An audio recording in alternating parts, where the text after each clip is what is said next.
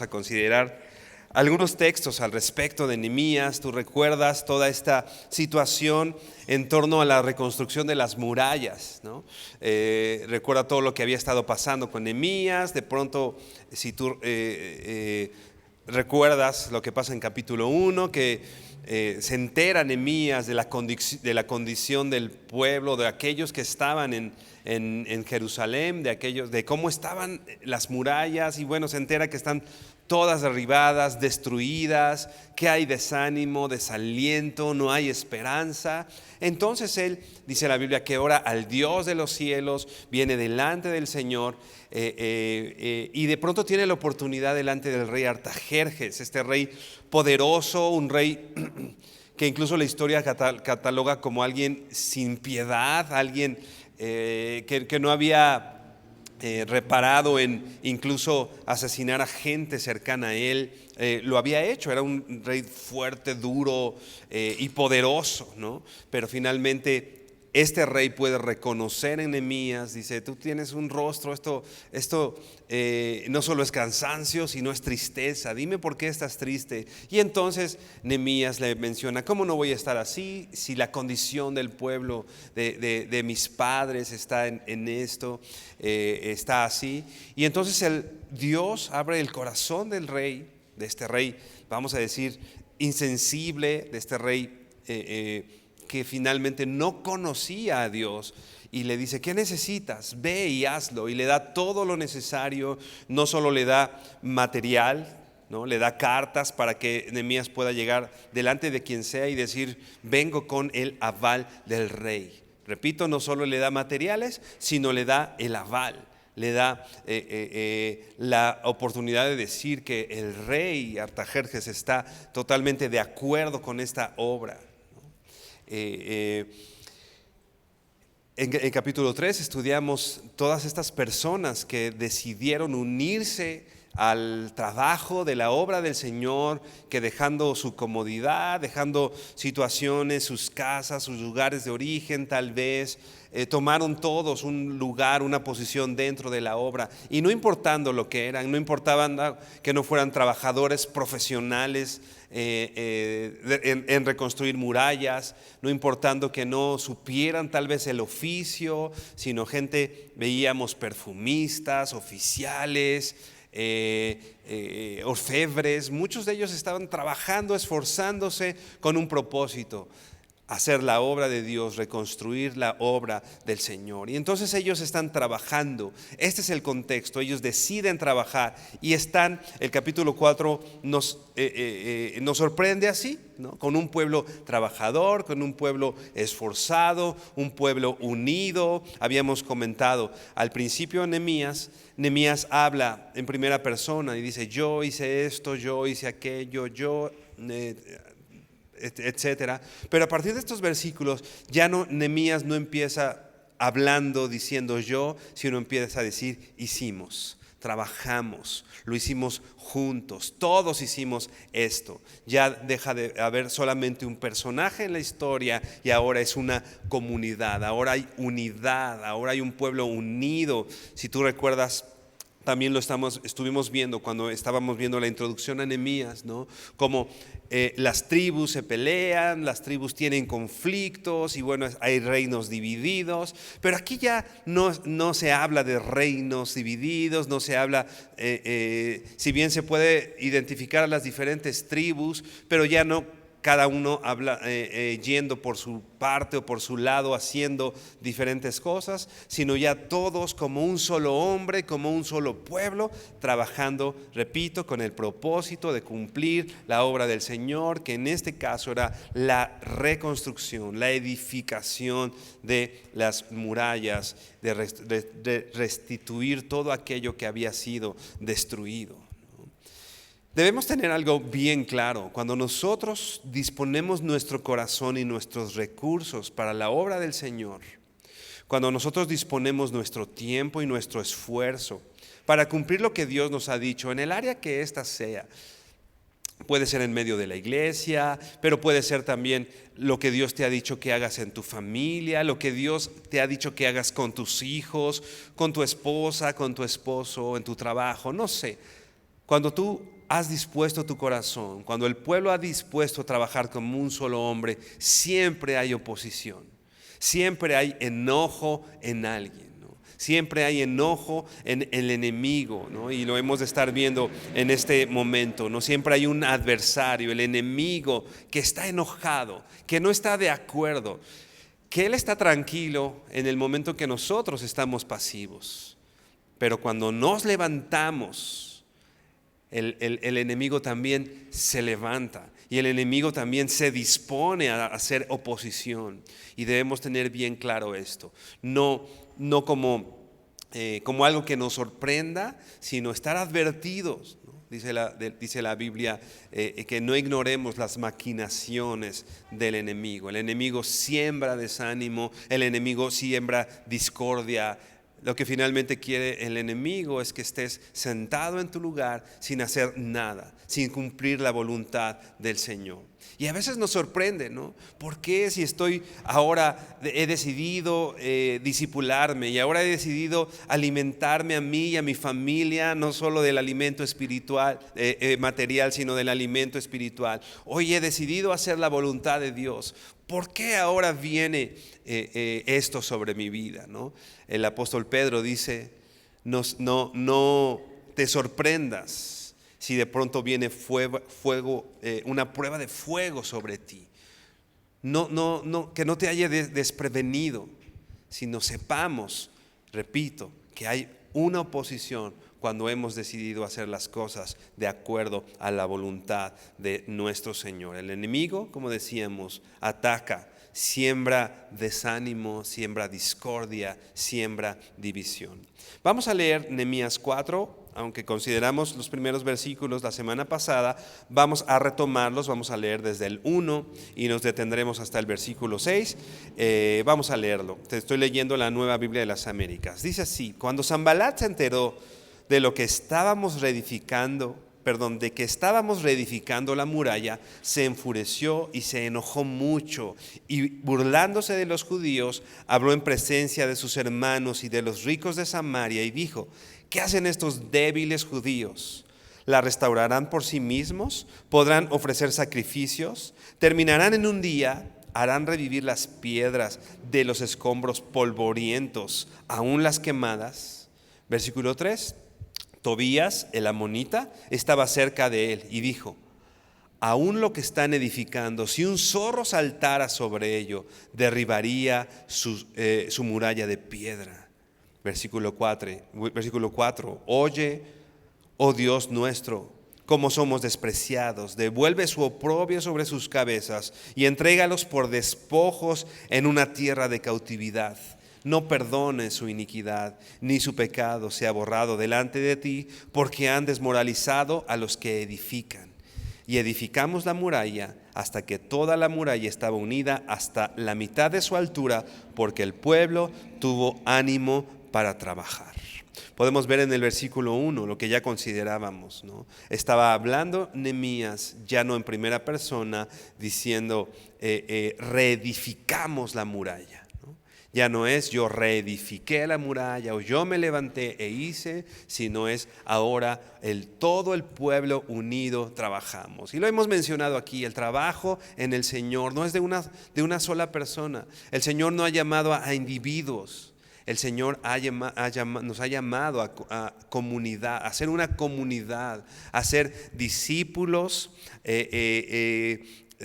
Tú recuerdas, el Señor enviaba a sus discípulos no de uno en uno, sino los enviaba de dos en dos. Siempre necesitamos a alguien para hacer la obra del Señor. Necesitas a personas al lado tuyo para reedificar, para trabajar. Voltea con tu hermano que tienes ahí al lado y dile: te necesito para hacer la obra que el Señor me ha encomendado. Y tú tienes que saber eso. Necesitas de este hermano y alguien necesita de ti para reedificar las murallas que Dios le ha dado, ¿no? Dice Packer, un teólogo muy importante en Estados Unidos, que el tema principal de Nehemías 4 particularmente es la guerra espiritual. Aquella guerra que tenemos, que hemos ya platicado en estos minutos, contra nuestro oponente, el enemigo, que aunque no se menciona en Nehemías la presencia del adversario, de Satanás, de nuestro enemigo, ¿no? Dice Packer, podemos ver las huellas dactilares de su obra a través de los enemigos del pueblo, oponiéndose a la obra de Dios, oponiéndose al pueblo de Dios, oponiéndose a la alabanza que Dios merece en medio de su pueblo. El que no se mencione a Satanás en estos versos no quiere decir que no esté presente. Dice la Biblia que nuestra lucha no es contra carne ni sangre, sino contra principados, ¿no? Contra los príncipes de las tinieblas en las regiones celestes. Así que sepamos que nuestra lucha no es contra lo que vemos, no es solamente contra aquella persona, sino nuestra lucha es aún mayor. Hay algo detrás de esto. Satanás con sus dardos de fuego, como dice ahí en Efesios, trata de destruirnos, trata de llegar a puntos débiles de nosotros, ¿no? De nuestras vidas, y él está presente maquinando en contra del pueblo del Señor, en contra del trabajo que hacemos de manera conjunta, usando a estas personas que se rebelan en contra de Dios. Algo importante, las personas que se rebelan en contra de Dios a menudo están en conflicto también con el pueblo de Dios. Una persona conflictiva con el pueblo de Dios, con la obra de Dios, es una persona que también tiene conflicto y se está rebelando delante de Dios, que no está considerando a Dios en esto, ¿no? Dice el versículo 1, Nehemías 4:1, ya lo leíamos. Cuando Sanbalat se enteró de que estábamos reedificando la muralla, se enfureció y se enojó mucho. ¿Qué hizo Sanbalat? Dice aquí, ahora tenemos a alguien enojado. Ya en el capítulo 2, en el verso 10 y en el verso 19, había salido este hombre, ¿no? Primero, Sanbalat tenía un disgusto porque alguien procurara el bien del pueblo, ¿no? Nehemías llega procurando el bien de la gente y Sanbalat se enoja, tiene un disgusto. Después en versículo 19 del capítulo 2, se burlan también del trabajo de Nehemías, de la gente que iba con él, y los desprecian. Ahora Sanbalat ve un pueblo trabajador, ya no solo Nehemías, ya no solo hay una buena intención, ya no solo la procuración del bien, sino ahora el pueblo está poniendo manos a la obra. Y ahora Sanbalat está verdaderamente enojado, está enfurecido, dice esta versión, se enfureció y se enojó mucho, ¿no? La noticia de que el proyecto avanzaba, la noticia de que estaba pujante la iglesia, el pueblo esforzado y estaban consiguiendo cosas, estaban trabajando juntos, ¿no? La noticia de este proyecto enoja al enemigo, enoja a nuestro adversario. Ahora tenemos un Sanbalat Ahora tenemos un enemigo no solo disgustado, no solo molesto, ahora está verdaderamente enojado. Un pueblo, una Jerusalén fuerte, reconstruida, avanzando, va en contra de los intereses de Sanbalat. Él era un gobernador de los alrededores, ¿no? Y el saber que de pronto el pueblo de Dios se levanta y están levantadas las murallas, afecta sus intereses, ¿no? El príncipe de las tinieblas, ¿no? Se ve afectado en sus intereses cuando tú te levantas, cuando tú trabajas como una comunidad, y él se enoja, y él está enojado. Y esto no es algo, repito, algo sorpresivo. Podemos recordar, ve por favor a Números 20 y 21. Números 22, no vamos a considerar todo, pero sí es importante que recordemos este ejemplo, cómo el avance del reino, el avance del propósito de Dios, el avance del pueblo de Dios enoja al enemigo. Vamos a leer desde el versículo 1, Números 22, dice la Reina Valera 60. Partieron los hijos de Israel y acamparon en los campos de Moab, junto al Jordán, frente a Jericó, ¿no? ¿Qué está pasando en este contexto? El pueblo de Israel ha salido de Egipto, ¿no? El pueblo de Israel se opone a los egipcios y el Señor les da la victoria y atraviesan el mar, ¿no? Tú recuerdas el Señor abriendo el mar y pasa el pueblo victorioso. El Señor, como dice la Biblia, también el cántico de Moisés, echó a la mar a los jinetes, echó a la mar a los caballos, y ahora viene un pueblo libre, ¿no? Y a su paso este pueblo libre va acabando con los pueblos que se oponen a ellos. Es un pueblo que ahora tiene victoria sobre los amorreos, sobre los pueblos enemigos. Y es lo que está describiendo aquí. Versículo 2 dice: y vio Balac, hijo de Zippor, todo lo que Israel había hecho al amorreo. Y Moab tuvo gran temor a causa del pueblo, porque era mucho, y se angustió Moab a causa de los hijos de Israel.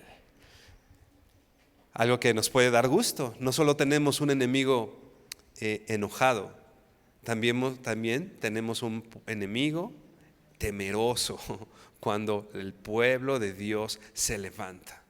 Cuando del pueblo de Dios, de mano de su Dios, atraviesa el mar rojo, ¿no? Y destruye a sus enemigos, ¿no?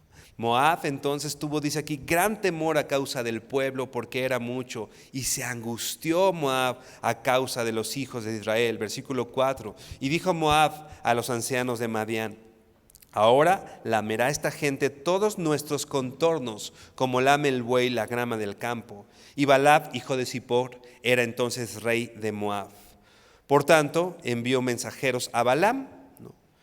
Hijo de Beor, en Petor, que está junto al río de la tierra de los hijos del pueblo, para que lo llamasen, diciendo, ¿no? El rey tiene este temor, el rey de Moab tiene este temor, y manda a llamar a Balaam, que era un profeta, si tú recuerdas, un profeta. Y bueno, más adelante se menciona todo lo que hizo Balaam y Balac, ¿no? Pero dice así, díganle así, ¿no? a Balaam: un pueblo ha salido de Egipto, y he aquí cubre la faz de la tierra y habita delante de mí. Ven pues, ahora te ruego, maldíceme a este pueblo, porque es más fuerte que yo. Quizá yo pueda herirlo y echarlo de la tierra, pues yo sé que al que tú bendigas será bendito, y al que tú maldigas será maldito. El enemigo ve a un pueblo victorioso y no se queda en paz. Como decíamos, ahora tenemos un pueblo que teme al pueblo de Dios y no se queda tranquilo. Llama a Balaam, llama a un profeta y le dice: maldice a este pueblo, porque tengo miedo de lo que pueda hacer. Tengo miedo del daño que puede hacer este pueblo. Una iglesia, una familia, un matrimonio unidos con un propósito, un matrimonio, como decíamos, una familia fortalecida en el Señor, cumpliendo el propósito de Dios, pone a temer a sus enemigos, pone a temer a sus adversarios. Y hay una respuesta. El final de la historia en Números no es un final que nos gustaría contar, porque finalmente este rey, después de mucho tiempo, ¿no?, puede cumplir su cometido y entonces hace caer al pueblo. No vamos a ahondar mucho en la historia, pero finalmente es algo que logra. Imagínate, un pueblo victorioso, un pueblo trabajador, ¿no? Finalmente, por el pecado, ¿no?, es que este rey logra afectar al pueblo y que el pueblo finalmente fuera destruido. Muchos murieron a causa del pecado. Así que no ignoremos las maquinaciones de nuestro enemigo, no ignoremos, cerremos las filas, ¿no? Pongámonos fuertes delante con nuestro Señor y delante de nuestro adversario, ¿no? ¿Qué hizo Sanbalat? Regresamos a Nehemías, ¿no?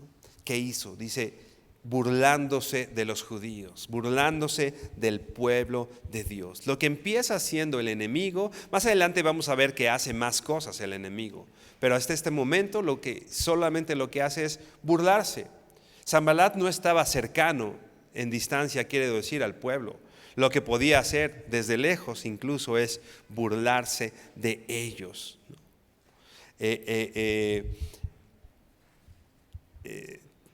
Hacerlos, ridiculizarlos de alguna manera, burlarse, ¿no? Y dice versículo 2, ¿qué es lo que hizo así? ¿Cuál fue la burla de este hombre, de Sanbalat? Versículo 2 dice, habló en presencia de sus hermanos y de los ricos de Samaria y dijo, ¿qué hacen estos débiles judíos? ¿Qué hacen estos débiles judíos? ¿La restaurarán para sí mismos? ¿Podrán ofrecer sacrificios? No eran preguntas que él tenía, en realidad él estaba con esto ridiculizando al pueblo. ¿Lograrán hacerlo? Son débiles.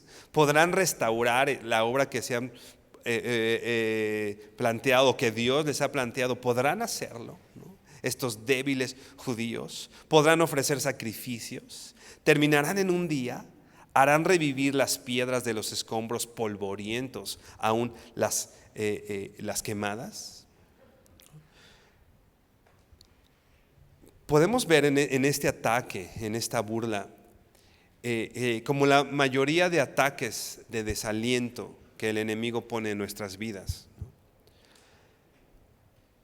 El enemigo, Sanbalat, no estaba mintiendo totalmente. Había algo de verdad en lo que él estaba diciendo, ¿no?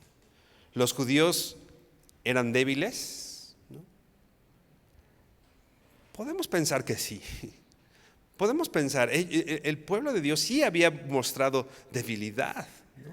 No era un pueblo todavía fortalecido, venían de la cautividad, todavía no estaban bien armados, todavía no estaban bien cada uno en sus puestos, estaban organizando. Seguramente había debilidad en el pueblo de Israel, ¿no?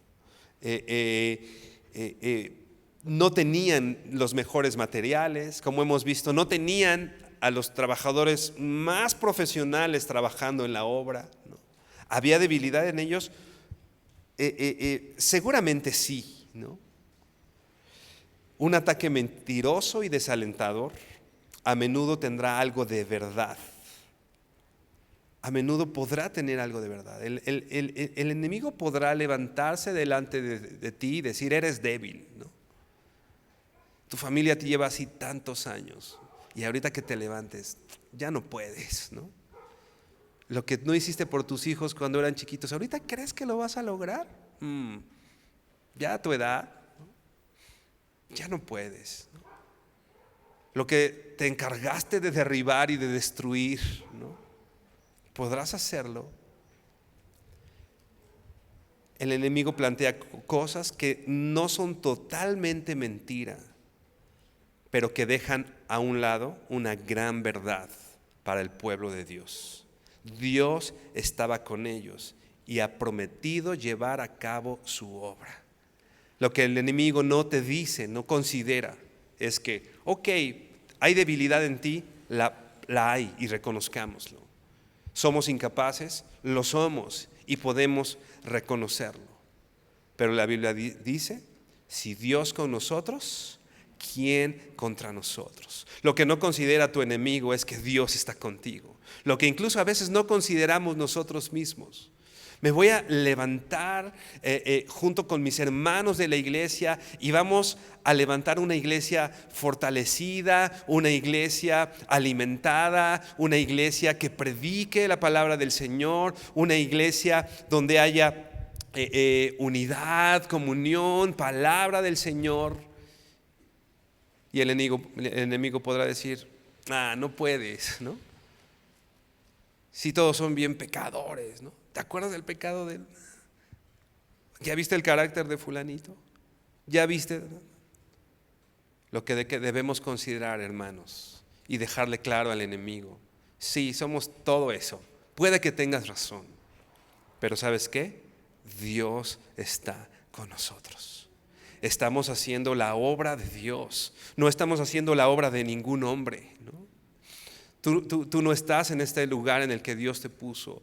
Yo no estoy aquí parado si pensara que estoy aquí por mi cuenta.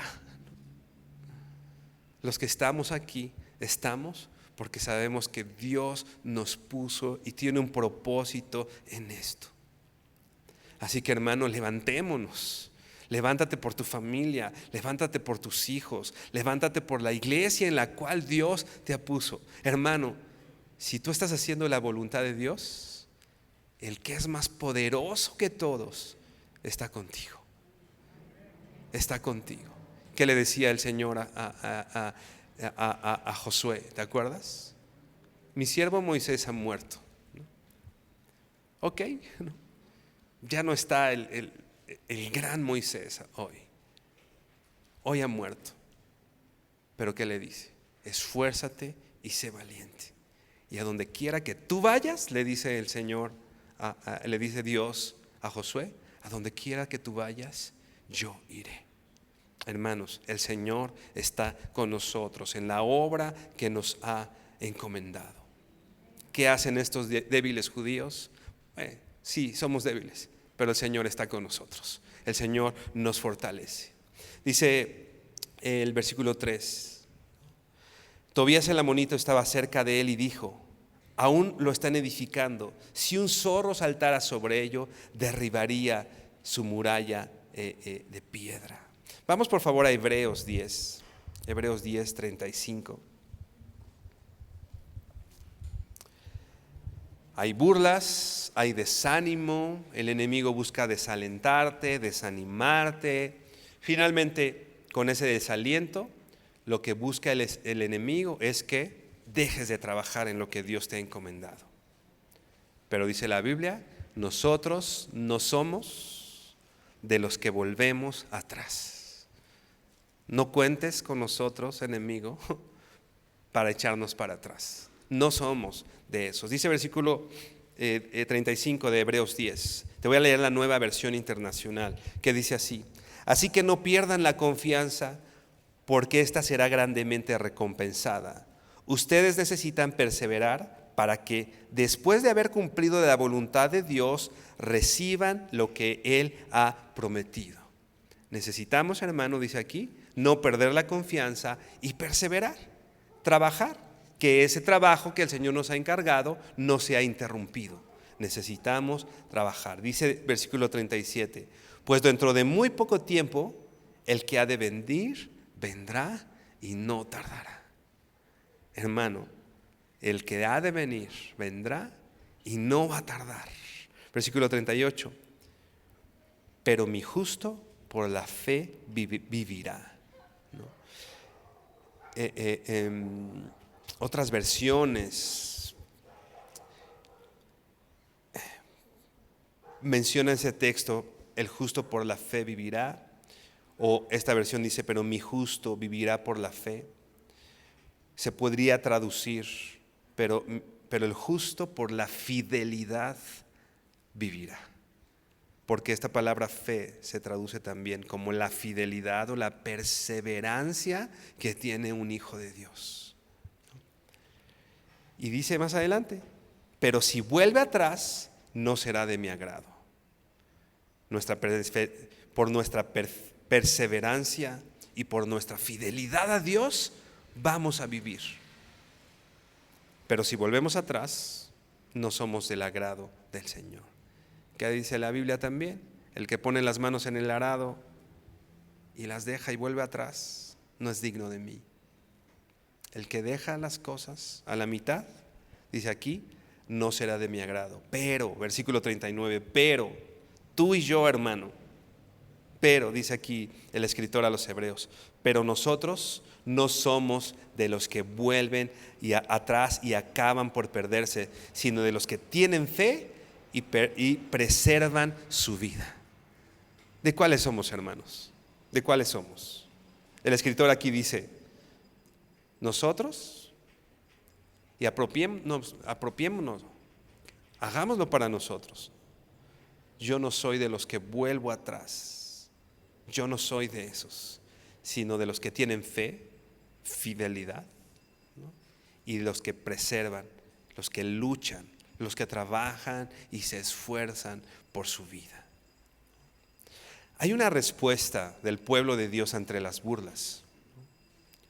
Quizá hubiéramos pensado, quizá si yo hubiera estado ahí, si yo hubiera sido Nehemías, le hubiera dicho al pueblo, gracias a Dios que no soy Nehemías, ¿verdad? Le hubiera dicho al pueblo, ahora sí, dejen la cuchara de albañil, traigan las espadas y ahora vamos a ver lo que este enemigo hace y vamos a darle su merecido. Pero gracias a Dios, no soy Nehemías. Vamos a ver qué es lo que hizo el pueblo de Dios, qué es lo que hizo Nehemías. La respuesta del pueblo no es ir y encarar, al menos en este momento, al enemigo. A veces pensamos, voy a ir a quitarle al enemigo lo que me robó, ¿no? ¿Qué es lo que hizo Nehemías? Lo que hizo es orar y trabajar. Orar y no descuidar el trabajo que Dios le había encomendado. Finalmente, lo que quería el enemigo es que dejara de trabajar. Y si Nehemías hubiera dicho lo que yo, dejen el trabajo y vamos a defendernos, el enemigo hubiera conseguido lo que él quería, que la obra fuera detenida. ¿Qué hizo Nehemías?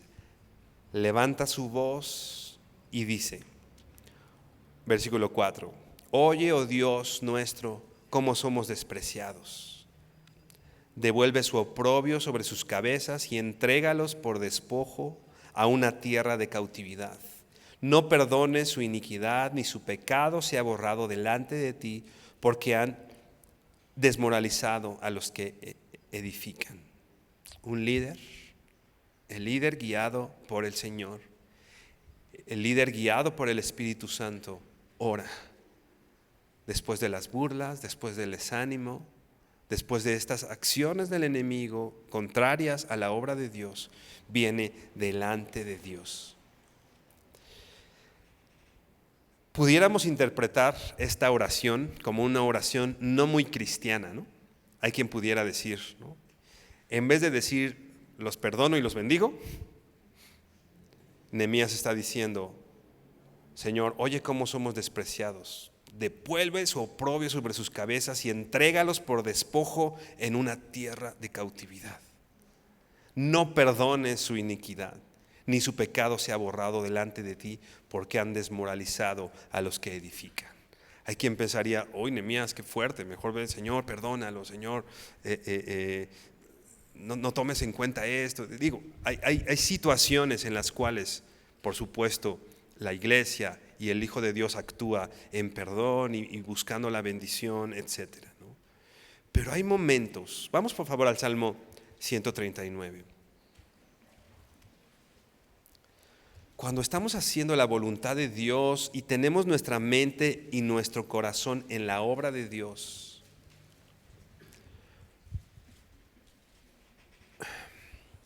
odiamos lo que Dios odia. Bueno, dice el salmista, Salmo 139, versículo 17. Dice, cuán preciosos me son, oh Dios, tus pensamientos. ¿Qué es lo que dice aquí el salmista? Primero, cuán preciosos me son, oh Dios, tus pensamientos. Es lo que tiene en mente el salmista cuando está escribiendo, en este caso David. Si te fijas, está ajustando sus pensamientos a los pensamientos de Dios y está diciendo cuán preciosos es tu propósito, tu voluntad, tu pensamiento. Cuán grande es la suma de ellos. Si los enumero, se multiplicarán más que la arena. Despierto y aún estoy contigo. Si algo nos queda claro hasta este momento es que cuando escribes a David estas, considera preciosos los pensamientos de Dios, está considerando la voluntad de Dios, está con Dios. Dice aquí, despierto y aún estoy contigo. Está en la presencia de Dios. Y después dice el 19, de cierto, oh Dios, harás morir al impío. Apartaos pues de mí, hombres sanguinarios, porque blasfemias dicen ellos contra ti. Tus enemigos toman en vano tu nombre. No odio, oh Jehová, a los que te aborrecen, y me enardezco contra tus enemigos. Los aborrezco por completo, los tengo por enemigos. ¿Qué es lo que está diciendo el salmista? Teniendo vamos a decir, este estado mental derivado de un deseo de que se haga la voluntad de Dios, de estar en la presencia del Señor, desear que venga el reino de Dios, que su nombre sea exaltado, que su nombre sea glorificado. Cuando nosotros tenemos esto en mente, repito, poniendo nuestros ojos en la voluntad de Dios y pensando, estos hombres no se están burlando de Nehemías o del pueblo, se están burlando de Dios mismo. Se están burlando de aquellos a quienes Dios puso a hacer su obra. Son los enemigos de Dios. Por eso el salmista dice, no odio, oh Jehová, a los que te aborrecen y me enardezco. ¿Por qué? Porque, dice versículo 20, porque blasfemias dicen ellos contra ti, tus enemigos toman en vano tu nombre. Hermano, nosotros, voy a usar las palabras que dice aquí para no oírme más fuerte que eso, pero aborrecemos a los enemigos de Dios y nos enardecemos en contra de ellos. La Biblia habla, como decíamos, de amor y perdón, pero hay cosas que los que aman a Dios deben odiar, que es el pecado, que es el pecado, que es la obra del enemigo contraria a la voluntad de Dios, no contraria a mis planes, ¿no? Un hermano me vio feo, ay Señor, me enardezco y fue. Eso está hablando de mí, esto está hablando de mi ego, ¿no? Si un hermano te vio feo, pues velo tú bonito y sí, bendícelo y sí, dale, ¿no? Digo, dale para bien, pues, ¿no? No que vayas y le pegues, ¿no? Pero cuando alguien se levanta contrario a la voluntad de Dios y se opone a la voluntad de Dios, hace algún tiempo pasaron algunas cosas cercanas a nosotros, en las que nos fue evidente el pecado afectando a inocentes, el pecado afectando el pecado afectando como afecta el pecado, ¿no? Y vamos a decir, fuimos testigos de una obra o de la obra destructiva del pecado, ¿no? Y alguien me preguntaba, ¿qué sientes en contra de estas personas o qué sientes? Y le respondí lo que fue una respuesta honesta, y cuando estaba preparando esto recordaba ese momento. Y yo decía, honestamente no siento rencor, por quien siento un profundo odio y desprecio es por el pecado y por Satanás, que fue quien ocasionó todo esto. Hermano, sí aborrecemos lo que Dios aborrece. No se trata, repito, ¿no? de aborrecer a una persona o de levantarte en contra de las personas que afectan tus intereses. Finalmente, tenemos una guerra y nuestro enemigo, como decíamos, no es sangre y carne. ¿Qué es lo que pasa en nuestro corazón y en nuestra mente cuando vemos la obra del enemigo en los jóvenes, por ejemplo? En los jóvenes que no conocen a Dios. Tantos jóvenes hoy en drogas, ¿no? Tantos jóvenes hoy con sus vidas destruidas a bien corta edad. ¿Nuestra pelea o nuestro odio es contra los jóvenes en sí? Por supuesto que no. Debemos amarlos, ¿no? Presentarles el evangelio. Pero sí tenemos un conflicto, ¿no? Leía un libro que decía, el enojo,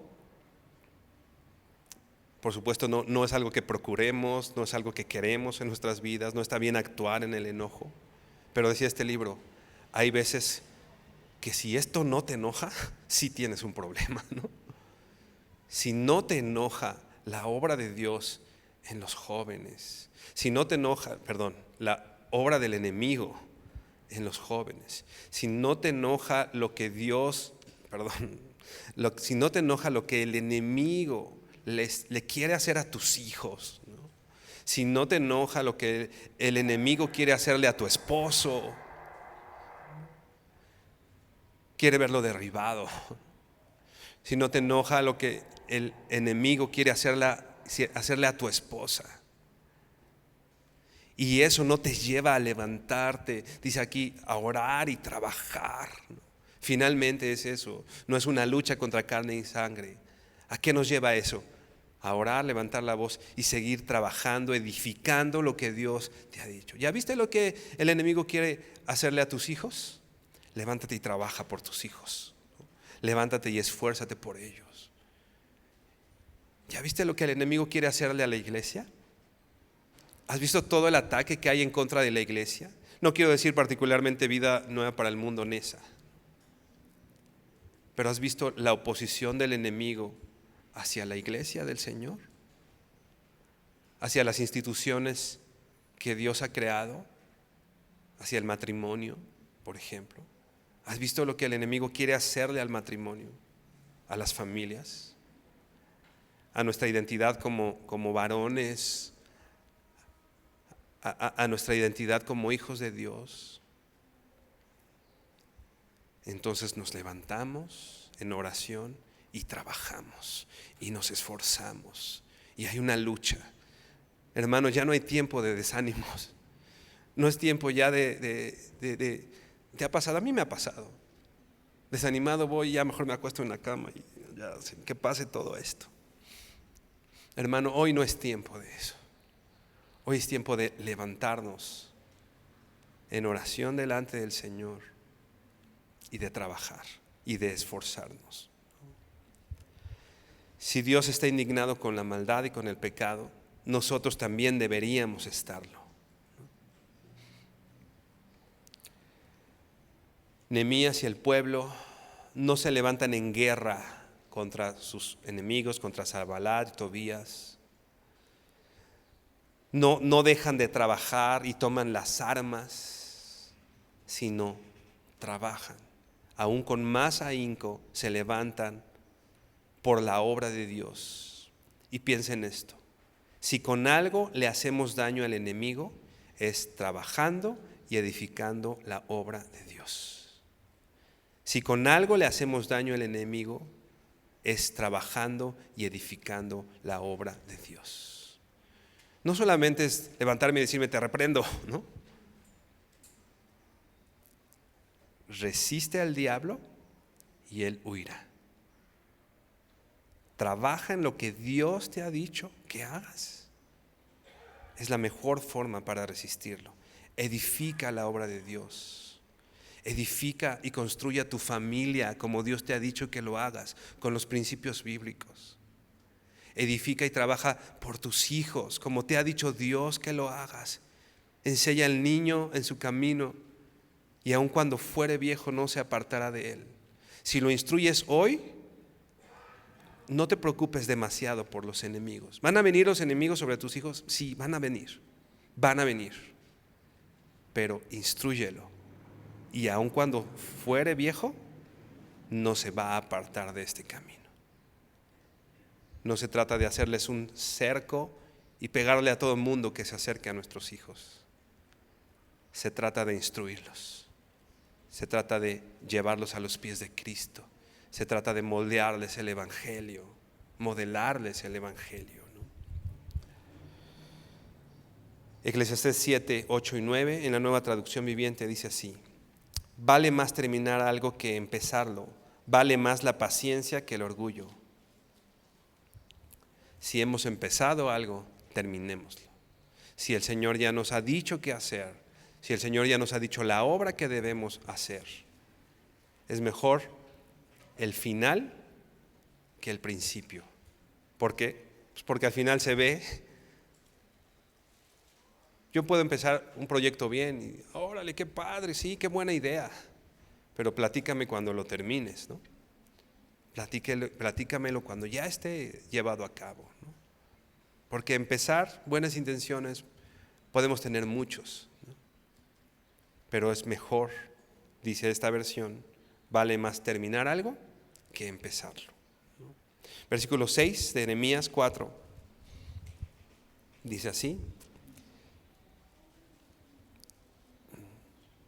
y edificamos la muralla hasta que toda la muralla estaba unida hasta la mitad de su altura, porque el pueblo tuvo ánimo para trabajar. Una vez más lo voy a leer. Y edificamos la muralla con todo y las burlas, con todo y lo que habían dicho, con todo y que eres débil, no puedes. Nehemías, como ya hemos dicho, trabajó. Y edificamos la muralla hasta que toda la muralla estaba unida hasta la mitad de su altura, porque el pueblo tuvo ánimo para trabajar. Esta palabra ánimo,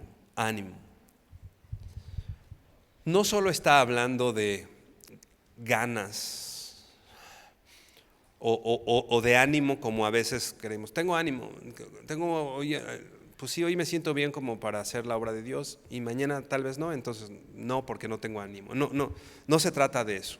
En realidad la palabra ánimo se traduce mente. El Señor les dio una mente para trabajar. El pueblo tuvo una mente para trabajar y esto involucra, tuvo una voluntad, tuvo un corazón y tuvo la determinación. Voluntad, corazón y determinación. El pueblo no es que haya tenido ganas solamente, sino tuvo una convicción y tuvo una voluntad de hacer las cosas. ¿Te das cuenta de algo importante aquí? El pueblo ora por las burlas de Sanballat y Tobías, ¿no? El pueblo ora y le dice, le pone el panorama a Dios, ¿no? Mira esta situación, se están burlando, están desanimando, Pero te fijas, la obra de Dios no fue en los enemigos, ¿no? La obra de Dios fue que Dios les dio una mente para trabajar. A veces oramos y queremos que las cosas pasen afuera, ¿no? Señor, te encargo a mi vecino, ¿no? Señor, te encargo a mi esposa, a mi esposo. Sí, Señor, él necesita tu obra, ¿no? ¿Sabes qué? lo primero que pasa en medio de la oración es que nosotros somos transformados. Nosotros. ¿Qué es lo que pasó aquí con el pueblo? A veces oramos para que Dios haga su voluntad en la vida de alguien más. Y el Señor nos responde, ¿no?, moviendo más bien nuestra vida, ¿no?, haciendo un trabajo en nuestro corazón. No resistamos al trabajo de Dios, primeramente en nosotros. ¿Dónde está nuestro ánimo? ¿Dónde está nuestra convicción? Cuando volteamos a ver las burlas, cuando volteamos a ver la situación que hay alrededor de nosotros, ¿no? Ve por favor Efesios 1. Vamos a leer versículos 18 y 19. Te lo voy a leer en la Nueva Biblia de las Américas, Efesios 1.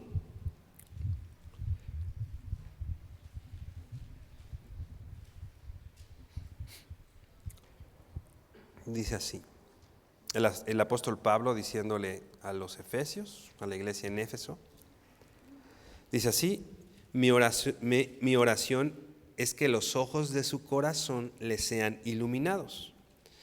Esta palabra corazón aquí podemos aplicarla o tiene un sentido muy parecido al ánimo para trabajar. Yo te decía que esta palabra ánimo quiere decir corazón, mente, voluntad. Mi oración es que los ojos de tu corazón te sean iluminados para que puedas ver algo con tu corazón, con tu mente. Dice aquí, para que sepan cuál es la esperanza de su llamamiento, cuáles son las riquezas de la gloria de su herencia en los santos y cuál es la extraordinaria grandeza de su poder para con nosotros los que creemos conforme a la eficacia de la fuerza de su poder.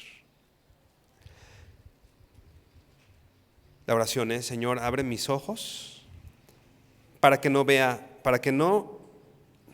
no para que vea bien a mi enemigo, no para que pueda distinguir clara las amenazas o las burlas o el riesgo, sino, Señor, abre mis ojos para que yo sepa cuál es la esperanza de mi llamamiento. El Señor nos ha llamado, el Señor te ha llamado, el Señor nos está llamando como iglesia a edificar. El Señor nos está llamando a construir, a levantar, a reforzar la iglesia, tu familia, tu casa, tu matrimonio. Y las cosas se están oponiendo y las cosas se pueden oponer alrededor de esto.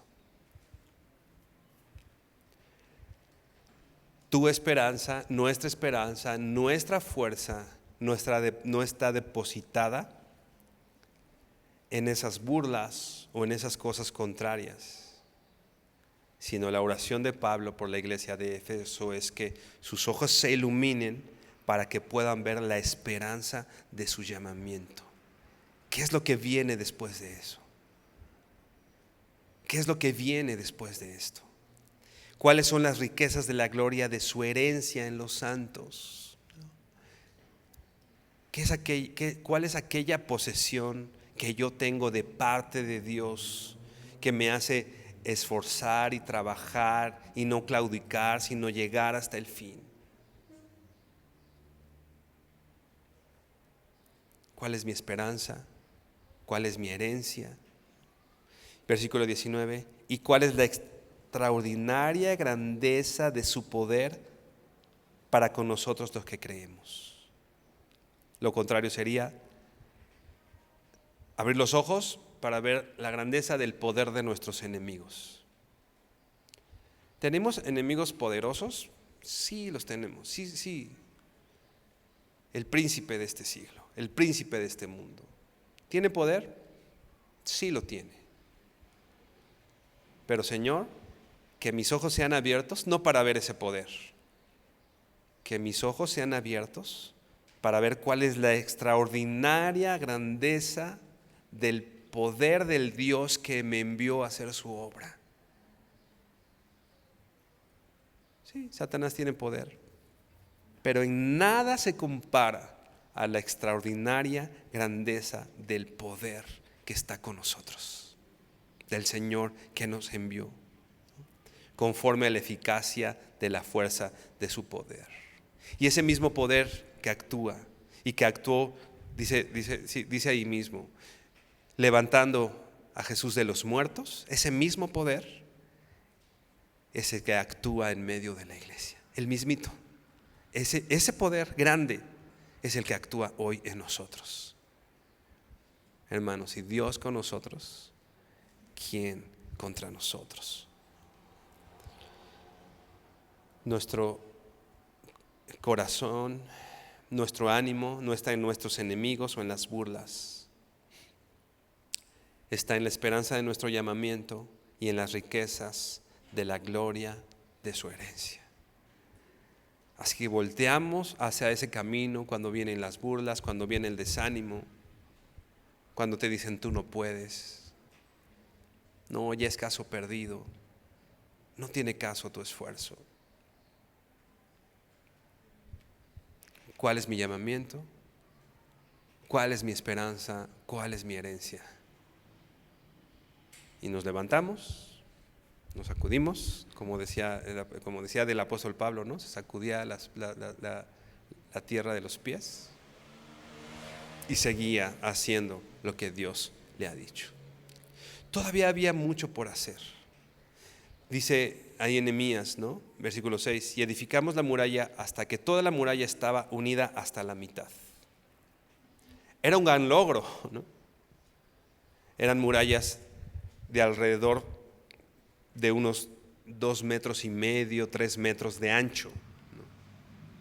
Y la llevaban hasta la mitad, ¿no? Tenía que ser una muralla alta.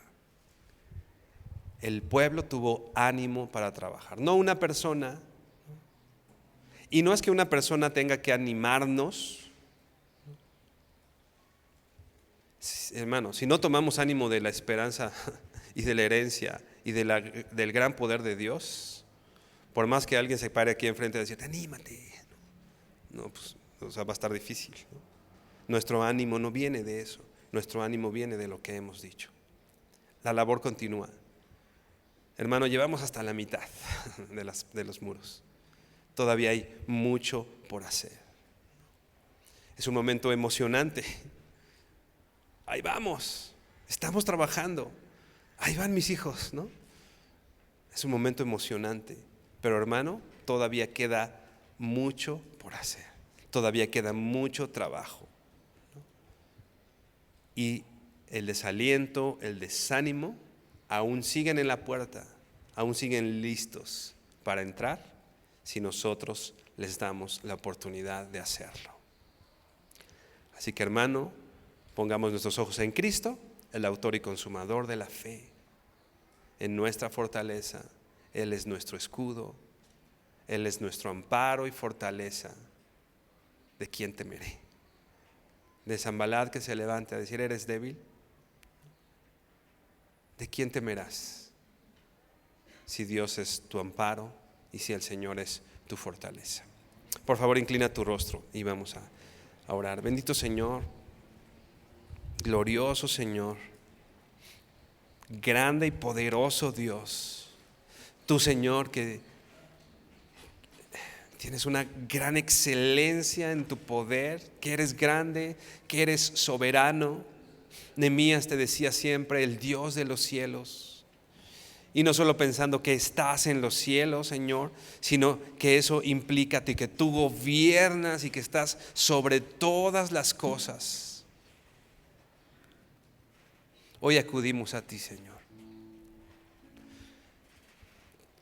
Señor, tal vez algunos de los que estamos aquí hemos sido blanco de ataques, Señor. Y tal vez algunos de los que estamos aquí hemos creído en ese ataque y estamos temerosos, nos sentimos incapaces, sabemos que no podemos, Señor.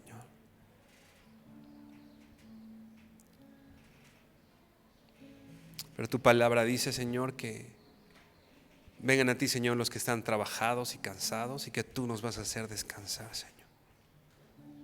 Esta tarde, Señor, queremos fortalecernos en ti y en el poder de tu fuerza, Dios. Señor, necesitamos de tu aliento, necesitamos escuchar tu voz. Necesitamos lo que tenía el pueblo aquí, Señor. Muchos de aquí necesitamos ánimo para trabajar, Señor. Necesitamos la voluntad y el poder para levantarnos sobre nuestras familias, sobre nuestros hijos. Levantarnos para construir las murallas alrededor de nuestro matrimonio. Tal vez muchos de aquí estamos necesitados en cuanto al trabajo en la obra, Señor. Y hay muchos distractores, Señor, que nos dicen: tú no puedes, ¿por qué lo haces? Hay otras cosas que por hacer. Y hemos caído en esos distractores, Señor. Hemos ido a hacer cualquier otra cosa y hemos dejado al lado, Dios, lo que tú nos has dicho que hagamos en medio de la iglesia, Señor. Necesitamos ánimo para trabajar, Señor. Hoy te pedimos, Señor, que nuestros ojos sean iluminados para que podamos conocer la grandeza de nuestro llamamiento, para que conozcamos el resultado de nuestra esperanza, para que sepamos, Señor, el valor de nuestra herencia y para que podamos reconocer la grandeza de tu poder, que lo que estamos haciendo no es en nuestras fuerzas, que lo que estamos haciendo no es una idea, una buena idea que se le ocurrió a alguien, que se me ocurrió, sino permítenos estar convencidos que estamos trabajando en tus cosas, en tu obra, en lo que tú quieres, Señor, en lo que nos has dicho que hagamos, Señor. Permítenos tomar fuerza, Señor, y hacer y actuar, Señor. Que estos distractores, Señor, no nos hagan parar la obra, Dios, sino todo lo contrario, que estos distractores nos ayuden a levantarnos, Señor, a tener bien claro, Señor, a no ignorar el ataque, Señor, que hay. Pero sin ignorarlo, Dios, poner nuestros ojos en Cristo, el autor y consumador de la fe, y levantarnos como esa iglesia fuerte, esa iglesia valiente, esa iglesia que trabaja, que se levanta, esa iglesia que se esfuerza, esa iglesia que lucha por sus hermanos, esa iglesia que lucha por sus jóvenes, esta iglesia que lucha por los matrimonios, por las familias, Señor. Finalmente, esa iglesia que lucha porque tu reino sea establecido aquí, Señor. Esa iglesia que lucha, Señor, para hacer tu voluntad, para hacer tu obra, Señor. Gracias, Señor, porque tú eres bueno, grande y poderoso. Y gracias, Señor, por tu promesa de estar con nosotros hasta el fin. Te damos gracias, Señor. Te bendecimos y honramos en el precioso nombre de tu Hijo Jesucristo. Amén y amén. Mi hermano, bendiciones. El Señor te bendiga. Vida nueva para el mundo.